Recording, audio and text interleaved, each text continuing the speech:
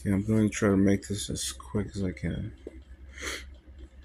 As an artist, you know what sounds good and what doesn't.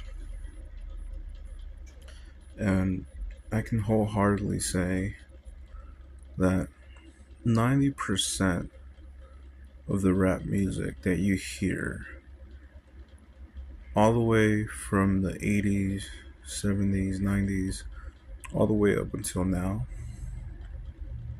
is not good. Us, us as an artist, we know what sounds good and what doesn't. And we know exactly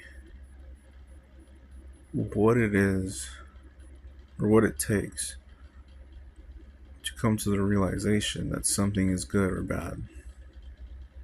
But as a person who listens to music and doesn't really care much about how it's created or how music works in general, you as the fan like the music because it sounds good or it's melodic or whatever. It may not have any substance to it, and that's what makes it bad. Now, a lot of the music that you hear people playing now from like the 80s, the 90s, the 70s, all these rap songs or R&B songs or whatever, people only play it not because it sounds good, but because at one point music was scarce.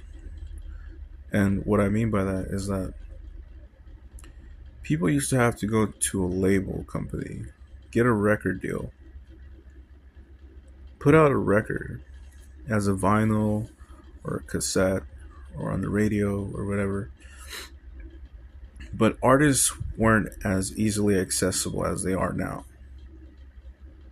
That's the difference. And that's why people think that most of these songs from the 80s, 90s, 2000s, they think that it's good because at one point that music was scarce. It was hard to find artists because we didn't have social media like we have it today. But the music that you hear now being played from like the 80s, 90s, 2000s, it's not good because it sounds good. It's good because people didn't have any other options.